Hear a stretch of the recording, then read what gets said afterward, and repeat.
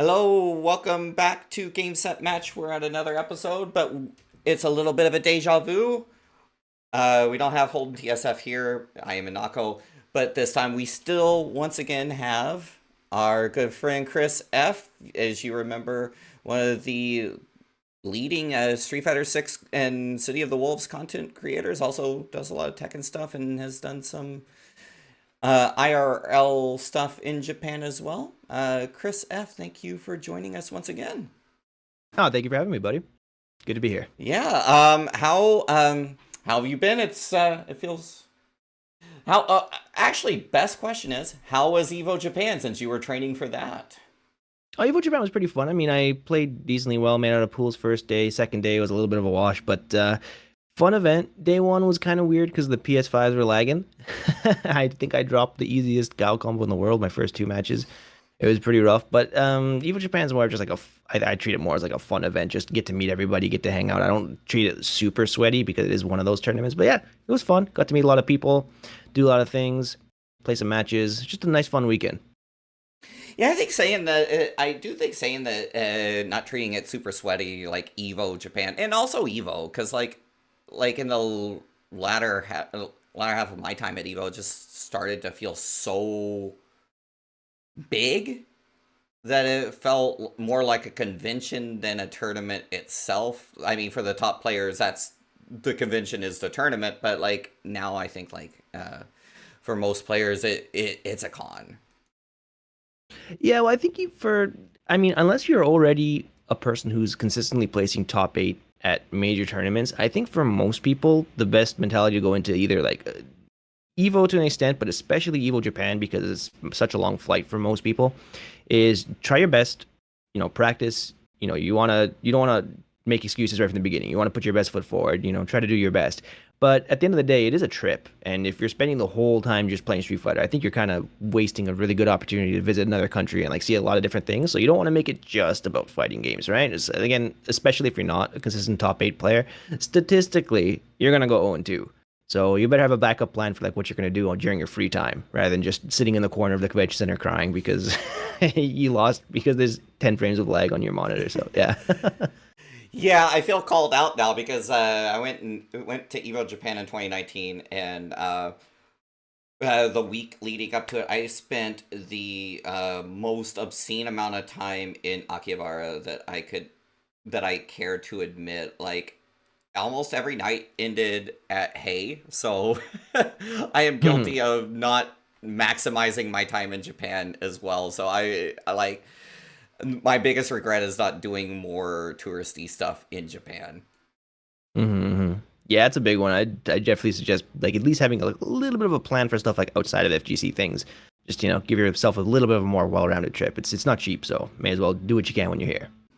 Okay, we are going to jump back into the sweatiest segment, the first one as well. The setup. Chris, you are very familiar with this. They are going to be playing a set of Street Fighter 6 this time. Decided not to run it back in City of the Wolves. But you have a bingo card where you are now trying to see what challenges you can complete. Last time you were dashed with zero lines. But thankfully, Gerald also got 0 lines, so the gauntlet is still open for you to break KVR's record of 2. All right, Chris, how are you feeling about this bingo card this time? This is actually pretty tricky because Street Fighter 6, most of these are like not using mechanics, and not using mechanics in this game is kind of like rip pretty hard. So what I'm going to do is I'm going to try to go for diagonal with 3-5-7 here. Went around without using drive impact, anti-air 2 times, and play around without neutral drive rush. See if I can pull it off. All right, good luck. Let's see if I can pull this off.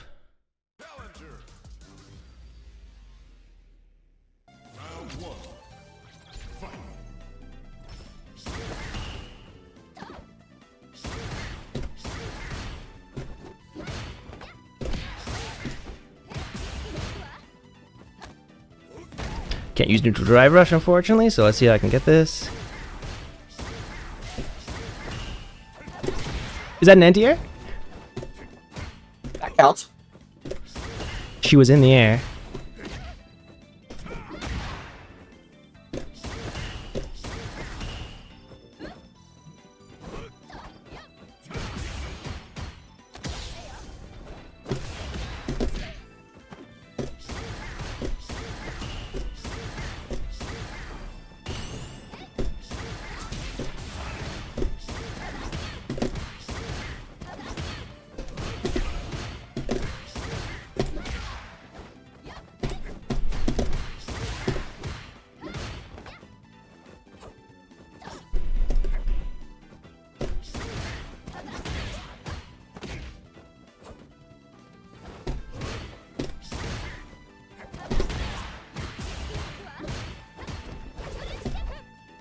Jump, please jump.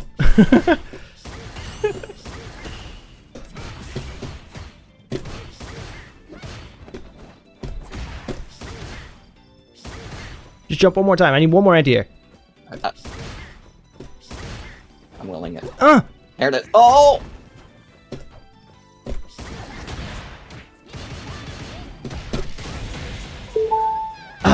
Almost had it. I just needed to not. I need one more anti-air, and that was it. I lost it. Well, Right. you've got 3 and 7. Now you just have to anti-air. It can be in any of the rounds. Doesn't have to be a single round. Oh, and a match, so you can do it one more time, and you've got All the right, bingo cool. card. Jump, please jump. This is a boom.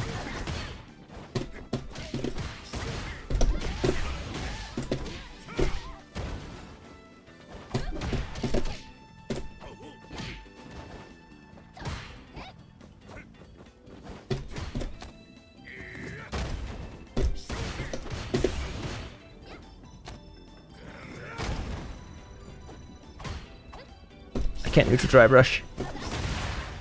Actually, you can now. You've already cleared Oh, those. I did. Okay, I can do it now. Yeah, but I want to win. Ah, that's on net here. That was not. Please jump. Please jump. Please jump. Jump, dude. Jump. Oh, my lord.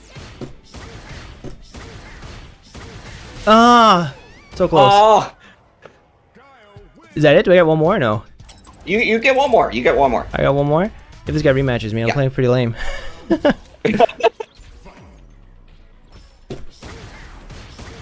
Okay, gonna jump here.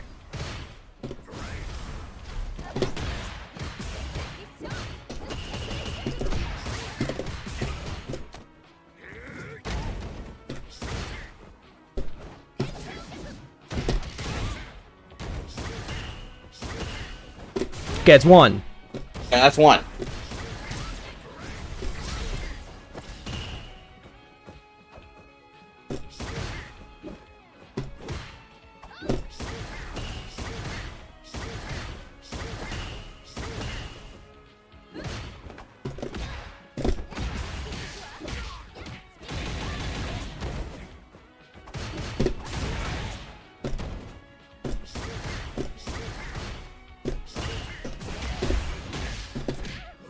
Okay, I just need one more and I'm good. Yep. Please jump. Also, don't take you through in that one, so you also have 9 cleared as well.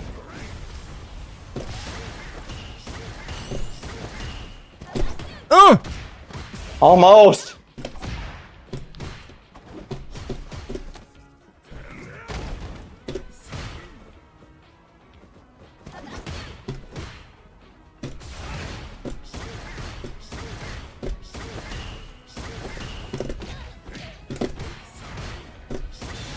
Oh, yeah. All right, that's good. Good. Jump. Please jump.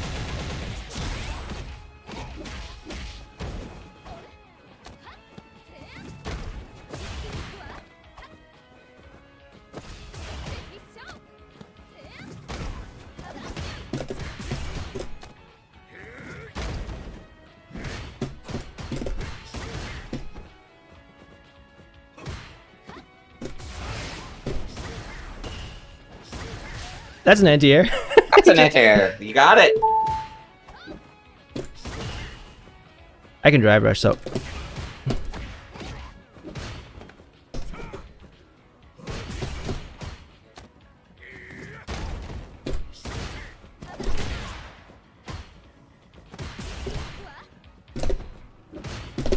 Got it. Okay, I think we're good.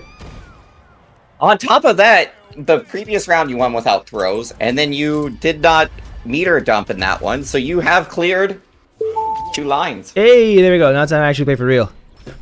Yes. Drive rush, let's go. Watch me play worse now that I can use all my resources. It's like taking the weighted clothes off. Ah, it feels so good to actually play Street Fighter.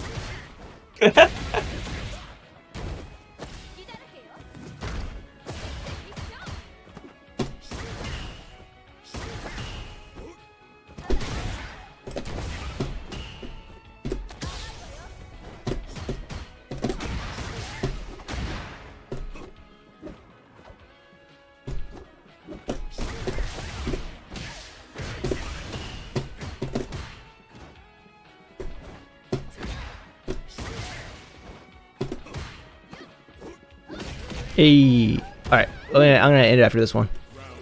Alright.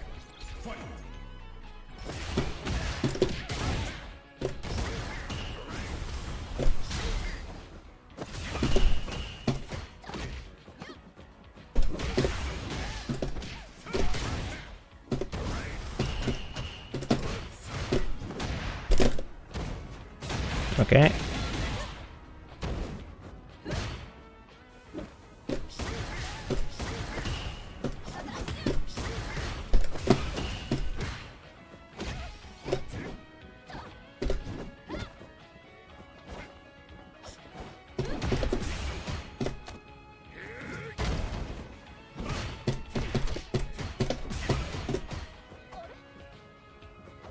This guy's gonna level 2. Never mind. Okay, done. There it is. Alright, I have to That was play nice. the lamest Guile ever, but we got it. Well, I mean, you kind of choose that life with Guile. Yeah, man. He's the best beat jobbers character ever.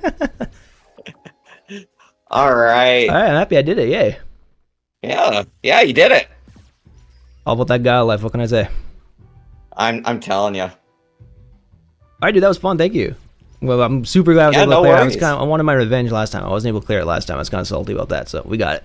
Yeah, I can see the determination, like, and the willing to get him to jump just one more time. Like, even to bait him with a fireball just to land on it was a good way to clear that last square. Yeah, man. Happy about it. Okay, we are now moving into the reset, where once again we're going to be asking Chris F a bunch of questions and see what he has to say. Yeah. So, it's been over a month since you were on GSM last. You were preparing for Evo Japan, and you were learning City of the Wolves as you went. You had previously said that City of the Wolves is still cheeks, and based it as far as like the UI and in-game modes, like training mode and everything. But you did praise the mechanics of the game itself. Now that the game has had room to breathe, as well as a new patch, what has changed about your perception of the title? Is it still as deep and well received as you think it is, or are we seeing a drop off? I think the gameplay is fine. I mean, there are things that I think could be changed and could be improved upon. Like the balance is kind of typical SNK balance. I mean, everyone just runs the top tiers, but that makes sense. But I think there's quite a bit of a gap between like the super top tier characters and like the not so top tier characters. But I mean, for most people, I don't think that's too big of an issue. But I think we're starting to see a drop off, not in terms of like balance quality or anything like that, but I think general interest in the game is dropping off quite a bit. I think I mean, for me, at least here in Japan online, I do not get matches quickly. If I do, it's somebody ranked quite a bit higher than me or quite a bit lower than me. It's very rare to get people kind of in my rank, like similar rank level pretty often. So I don't think this game is popular at all in Japan. Actually, I don't not think it's not popular. It isn't popular in Japan. There's been some SNK players over here on Twitter saying how it's not popular and like what can we do as the community to make it more popular. But we'll see what happens. I think there's quite a few entrants for CEO this weekend, but let's see how many people actually show up to their pools. Is what I'm interested in seeing. One thing to register, it's one thing to actually play though. That's true, and yeah, and I feel like this is. I actually feel like this is a recurring theme within the SNK player base. Is you'll see the massive influx and then the drop off of players, and then it becomes a Discord game. Like that's kind of like the meme, especially in NA where you are basically pinging everywhere to get matches. So, do you think that SNK is missing the plot when it comes to getting the game visible in the mainstream? I mean, we saw them put in a lot of advertising revenue towards WWE for WrestleMania tie-ins, and they also are trying to outdo the CPT with their first place prize being $500,000 more. But do you think that's not the point? No, I don't. I don't think it. So Yep, I don't know. I'm not someone who does like business. I'm not someone who does marketing. But I mean, I do run like a YouTube. I do run my own like social media thing. So I do think about like how my advertising or how my message is getting to people and what the goal of what I'm trying to do is. So I'm gonna try to speak from it from like that point of view, sort of thing. So first of all, like, what's the point of having a really big prize pool like Capcom Pro Tour or SNK World Finals, right? Well, first of all, the point is to grab top players, right? Because if you just have like scrubs slopping it out in top eight, no one's gonna watch, no one's gonna care. Nobody wants to see like little Jimmy Jojo fighting his friend down the street, right? You want to see good players fighting for that prize money. And it motivates the players to join. It motivates the top players to kind of put time into it. All right, so top players are playing, and someone is going to win like $1 million or whatever. How does that benefit SNK, or how does that benefit Capcom, the people doing it, right? Well, first of all, you have more eyes watching the fan, like more fans watching the tournaments because your top players are playing and you're a fan. Then the top players will hopefully be like streaming and making content based on the game because they're involved in it. That gets more eyes on the game, and you can do like hype moments, things like that, and people start to watch. But I think the most important thing first is to actually get people interested in playing the game. Just because you're giving $1 million doesn't mean the average person is going to be excited for that. I think most people, even in the FGC, I think most people kind of know that they're not like top two material soon after the game releases. And I think most people have like the, how can I say, the self-awareness to know that, okay, yeah, I'm probably not going to win first place and I'm probably not going to win $1 million. So for the vast majority of the player base, both like hardcore FGC and people kind of like who just play casually, that $1 million doesn't really do anything for them personally. So you have to give them other things to look forward to and other things to do both inside the game and out. And I think that's one thing that like Street Fighter 6 does really well, right? Of course, like the training mode is really good for like the sweaty FGC people. Ranked is really good. You get matches quickly. Online works fairly well. Like it's not too laggy. You know, I said training mode already. Lobbies work really well. All that kind of stuff. And then for the super casual players, you know, you have this like the really good single player story mode, the world tour thing. You have the avatar creation, avatar battles. I mean, us in the FGC, we kind of scoff at that stuff. But if you go into like, at least here in Japan, you go into Battle Hub, there are so many people playing those modes. Like it's ridiculous. There are a ton of people doing avatar battles. Like I wouldn't spend time on that if you paid me. But there are people who are really into it, and having that's important. But City of the Wolves doesn't really have that stuff. There's nothing for the casual player to do. Then my big thing with like, I mean, this has been talked to death at this point, but SNK advertising at like WrestleMania or doing boxing events, or like what was it? They paid iShowSpeed and who was it? Somebody else. I can't remember who it was, but iShowSpeed and someone else to like do a like an advertisement video for the game. They're throwing money around for advertising, but they're spending money basically on everything but showing people actually playing the damn game. Mm-hmm. Like if you showed iShowSpeed, just pay him to slap some buttons on stream. Show him like having fun, or at least like, I don't know, even pretending to have fun. You know, like even like what was it, yesterday, 2 days ago? I'm not sure if you saw it, but Justin Wong did a Twitter advertisement for City of the Wolves, and he's talking about why you should play the game. And he's saying, yeah, the gameplay is really deep. It has like really cool lore. He's like, yeah, God was not actually blind. He just chooses to be blind. But like, he's not playing the game, right? Mm-hmm. Like, I mean, obviously, I know Justin Wong does play the game on his spare time, and like he does actually enter tournaments. He does play it, but like, if you're doing an advertisement, you can't tell people why something is good. You have to show people why something is good. You know, you watch TV, I don't know, you see a beer commercial. They don't even show them drinking the beer. They're just like partying and chilling with all their friends, right? Like, oh, look, if you have this product, you are going to have a good time. You have to show that when you're advertising. You can't just be like, what are you drinking those other beers for? They're stupid. You should drink ours. Like, you can't just tell people to do things. You have to show them why they should. Right. So I think in terms of just overall advertising, I think they're just like missing like the basic point of what advertising is. Right. Oh, I agree. And Right. another point that you brought up is like, yeah, like there's not that much for casuals to do, which is a given. Like it's very bare bones, a very FGC oriented to begin with. But even for like the serious players, the real grinders, it's a lot more difficult.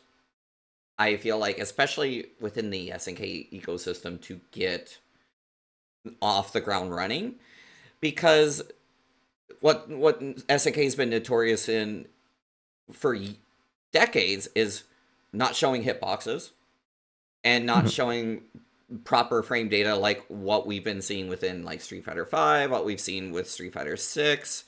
Do you think that also holds SNK back as far as like broader FGC reach?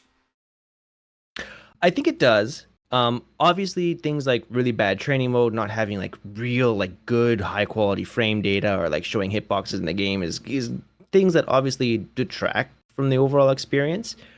But I think I don't know. I kind of categorize things like how can I say forgivable and like unforgivable mistakes. And I think not having the most perfect frame data in the game is kind of somewhat forgivable. I think the sweaty FGC people will still put time into it if the overall pacing is good. Number one, online's got to be quick and snappy.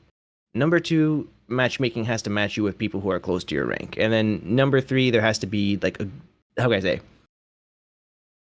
incentive to keep on trying and incentive to keep on getting better. And I think the game misses the mark on all three of those. So it's really hard to keep people's motivation. So then you have like, if the matchmaking isn't fast and you're getting matched with people much higher ranked or much lower ranked than you and you're having a bad experience and there's no Wi-Fi filter, so you're getting some really good connections, some really bad connections. Those are three things that are already gonna make you feel sour. Then you add the poor training mode and poor like room lobby stuff on top of that. And now you have like five different things kind of like pushing you away or causing frustration with the game. And then when you have like five or six things that are really like making your whole experience negative, then you just start to think, oh, whatever, I'll just play like Street Fighter because I can get a match in like 5 seconds and I know Mm-hmm. it's okay. Right? I know some people prefer certain games over others, but at the end of the day, all fighting games are kind of competing for your time at this point. And the one that respects your time the most, I think, is the one that most Mm-hmm. people are going to gravitate towards. I think that's a pretty fair assessment. Like, yeah, I did the same thing within City of the Wolves. It like saw the frustration growing. Either it was too tough or too easy, and nothing really to help me lab it out. So I did. I ended up switching back to six because at least I could start understanding it a lot faster. So I totally get it.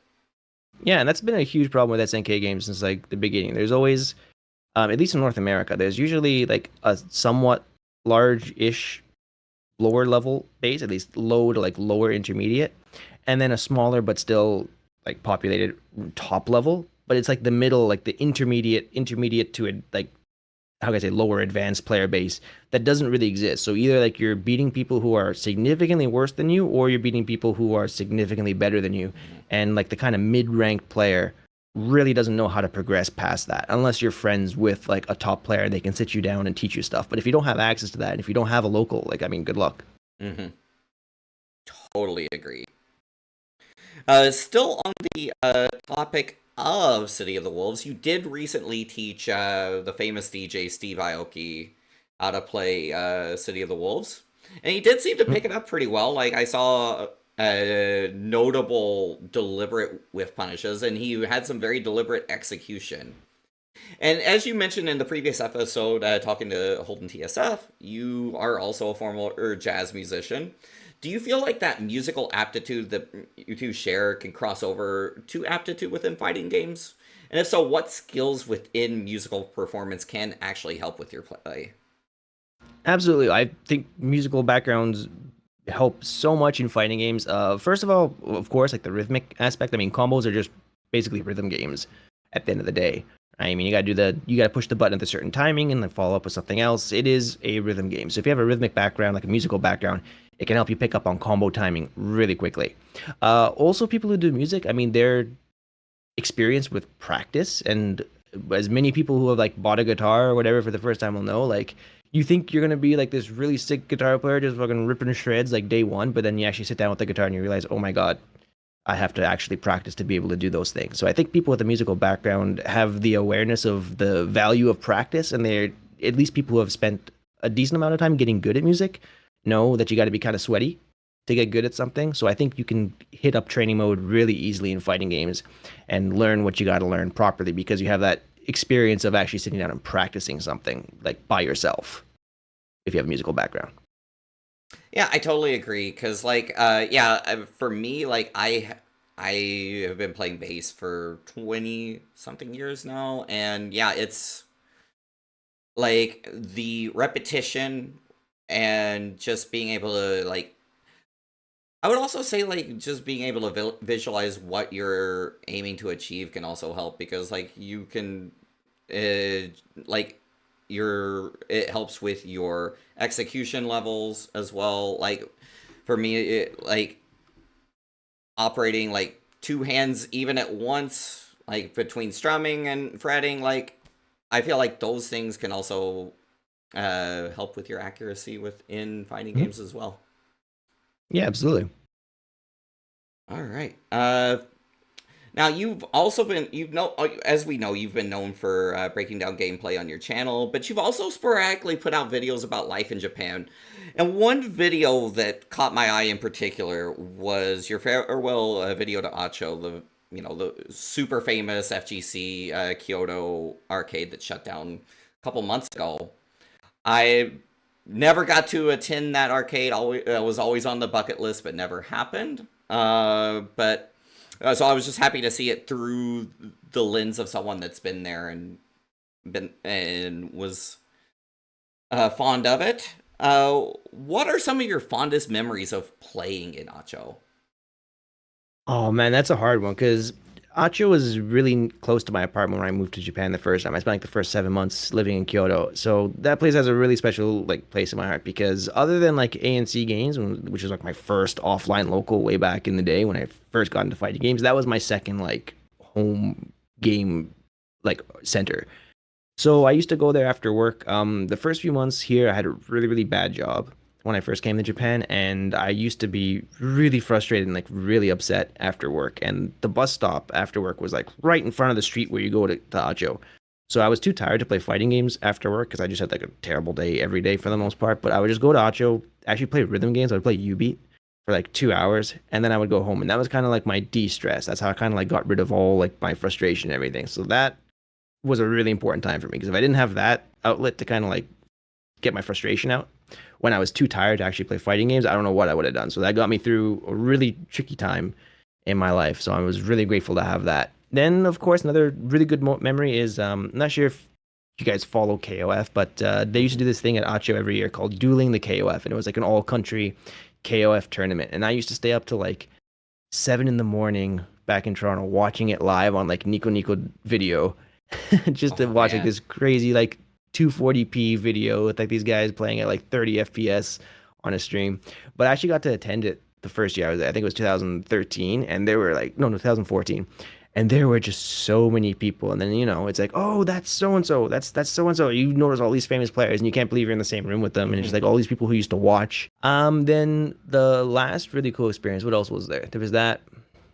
Oh, also just, I mean, I met most of my friends there or at one more arcade. And when I came to Japan, I couldn't really speak Japanese, but I pick up on languages pretty quickly. So I just would hang out with all my friends. They couldn't speak English. So we just go out drinking, playing games, and I know I kind of learned the language thanks to all their kindness and their help and spending time with me. So that was really important. So yeah, it was sad when it shut down. I mean, I went there 2 times before it closed. I mean, I cried quite a bit because I have a lot of memories there.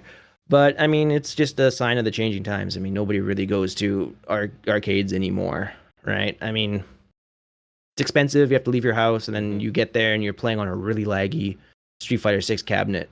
You lose, it costs you $1, and then you got to load up. Meanwhile, you can just play at home with less lag for free. So, you know, I get it. I get why people aren't going anymore, but it's just kind of sad to see it go at the same time. Right. And it is sad for me because like you like when I was in Asia, like the arcade was like my sanctuary, Mm-hmm. because like just to mirror your experience, like when I moved to China, like I had the exact same experience, bad job, frustrated every day. I would take a bus all the way across Qingdao to the one arcade that had the Super Street Fighter 4, meet up with people, play, and it actually kind of washed away some of the frustrations and just being a part of a community where like you, my Chinese was terrible, but like at some point like language wasn't even important. It was just the language of the game, and it kind of built friendships.